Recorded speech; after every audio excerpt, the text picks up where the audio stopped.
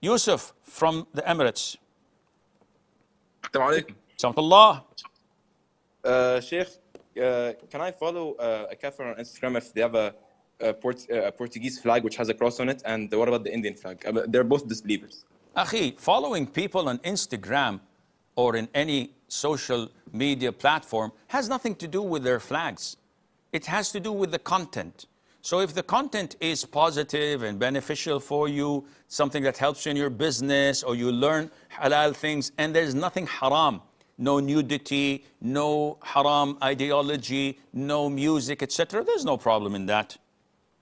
Muna says, is using mandala design on hands as hinna, or drawing it or coloring it in books permissible? Just the patterns of mandala. Usually this called mandala is something that was done by the Buddhists in India and then went into Tibet. Until the present time, the monks there use these drawings. Mandala means a circle, if I'm not mistaken. So they use these drawings of circles and squares that are shaped in a very nice way to express their religious belief. And usually they use painted sand to portray their beliefs, and they believe that making such a portrait or a structure or a design that represents their beliefs helps in purification and soul cleansing and relaxation as well. And it involves a lot of their prayers in the beginning and during. And sometimes it involves making a beautiful drawings or a form of art that represents their religion, the altars, for example, their gods, and their greatest God of all, and how he comes and does this and that. And sometimes they destroy it at the end of the day. But it represents their religious practice, and it involves a lot of prayers of theirs. And this is their religion, it's part of their religion.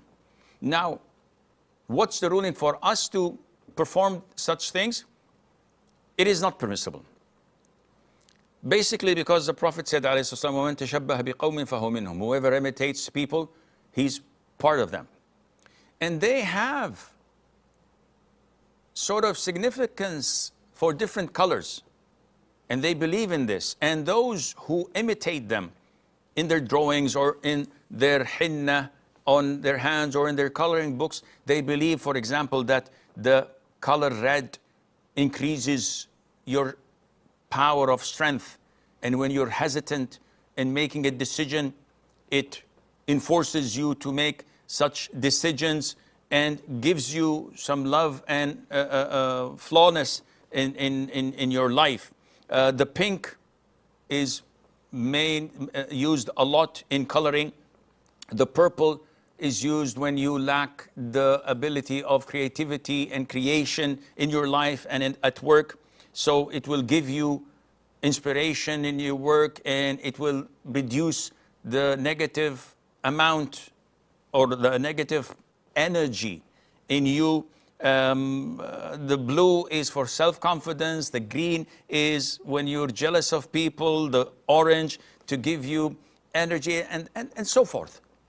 Now the problem is that lots of the Muslims believe in these colors, intentionally or unintentionally, and they think that this gives them power and it has an impact on their lives. And this is related to shirk, because such powers are only in the hands of Allah. And Allah did not make these colors means of such feelings or powers. But it is something that is, people are brainwashed. So basically speaking, this is not permissible for Muslims to imitate the disbelievers in their practice, and it's a must for them to avoid it. Asna from India. Assalamu alaikum wa rahmatullahi wa barakatuh, Sheikh. Wa alaikum assalam wa barakatuh. Sheikh, how to deal with the people who force me to put makeup on? to remove niqab and to force me to not wear the abaya. And the people who do haram things even after knowing it is haram, like haram relationships, listening to music, missing salah intentionally. Just Wajazakum. First of all, people can't force you, because forcing includes gunpoint or holding a knife to your neck. And in this case, you're compelled. And when a person is under compulsion, Allah Azza wa Jal forgives them to save their own lives. But pressuring you, ridiculing you, blackmailing you is not considered to be forcing. Someone tells you to do haram, take off your niqab, take off your hijab, don't wear your abaya, wear your makeup, you should expose your beauty in front of non-mahram. No, you have to draw the line and say, no, I would not do something that angers Allah, no matter what the price I have to pay.